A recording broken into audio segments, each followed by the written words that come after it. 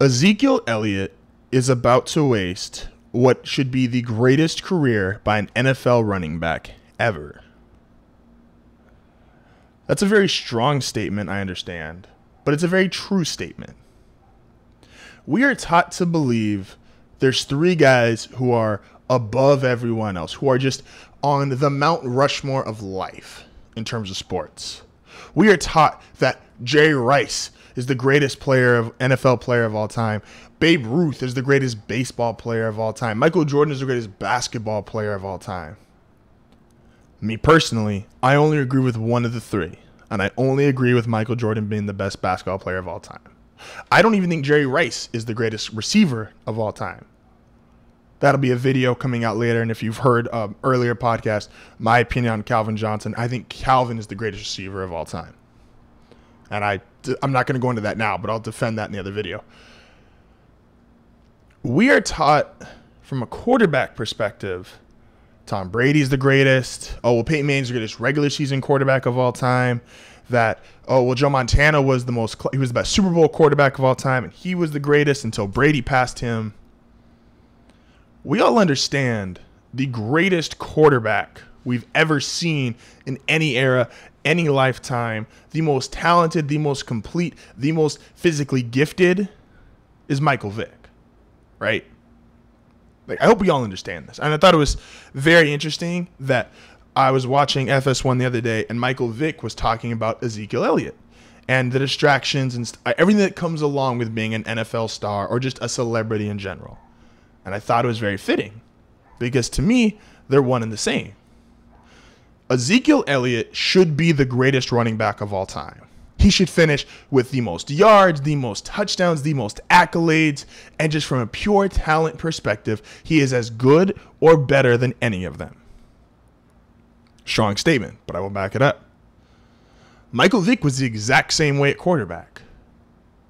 Michael Vick, I don't think most people realize, Michael Vick's accuracy, while it was not a strong start, he never trended downwards from passing. He only got better as a passer. And his speed and pure athleticism is unlike anybody we've ever seen. I don't want to hear the Cam Newton comparison. I don't want to hear the RG3 rookie year comparison. Michael Vick, unlike any other quarterback you could have made a case, was the fastest player in the league at one point in time. Understand this, not the fastest quarterback, not the fastest running back. He was the fastest player in the NFL for a good 3-4 year run. He was that electric. He was that otherworldly of a player. He had an arm that could throw on the run. He could throw 40, 50 yards. Set throw could throw 60 yards downfield. He's one of the greatest arms you've ever seen, especially when you consider a 6-foot diminutive stature. Like, a lot of guys have big arms like Ben Roethlisberger, John Elway, Cam Newton. They're all 6'5", 6'6", 240 to 50 pounds. Michael Vick is 6 foot tall, if he's that, and like 220, if he got that big. He was the greatest combination of speed, arm talent, overall athleticism, and talent that we've ever seen in the National Football League. Tom Brady has the most accolades. Joe Montana's got, before Tom Brady had the most accolades. Brett Favre had the most yards. Manning got the most yards. Michael Vick, during his prime, was better than all of them. And Ezekiel Elliott will be the exact same way. And why do I say Ezekiel Elliott will be the exact same way? Because not only does he have the talent that every running back before him has, he has the power, he has the speed, he has the soft hands to catch the football. He can block as well as any running back. He's playing behind the most dominant offensive line that we've seen since the mid-90s Cowboys, who produced the NFL's all-time leading rusher. And Ezekiel Elliott is in an entirely different talent class than Emmitt Smith. I love Emmitt Smith. I think he's a great player, and I think the way I personally view athletes, I love the fact that he is hardworking as all hell. I like Jerry Rice because Jerry Rice would get up at 4 in the morning and run routes. He'd work out and practice before anybody else would get up. I love the fact that Emmitt Smith was the consummate gym rat. He was always working. He had the commercial where he talked about he could take a break after winning a Super Bowl, and he took like a 2-second break in between reps. He was determined. He was motivated, and he deserved and earned every single yard he ever had. but he's not in the same talent class. He's not in the same. He could not. Emmitt Smith could not hold Ezekiel Elliott's jockstrap. That's how much more talented Ezekiel Elliott is than Emmitt Smith. But Ezekiel Elliott, who had issues at Ohio State, had issues coming into the league, is continuing to have issues with not just off the field stuff, but even on the field stuff. There's now reports coming out. And like I said, I fact check all these things. I hate the just proverbial, oh, well, he's having trouble in the weight room, not being there enough, or he's having trouble with chemistry with the teammates. But I fact checked a lot of this stuff, and there's a lot of people talking about this now. Of course, they don't talk about it during the season. You know, he's becoming the league's leading rusher. He's got all this success and newfound fame, and no one's going to talk about it then. But now when you break it down, you're starting to hear some of these stories come out. Ezekiel Elliott, behind that offensive line, which is not only as good as that 90s line the Cowboys had, it's as young. I mean, Ezekiel Elliott, for the next 10 years, should get 15, or for the next 9 years, for the first 10 years of his career, so his rookie year plus the next 9, should get 1,500 plus yards a season. That puts him at 10 years, 15,000 yards. And I think he gets that easily.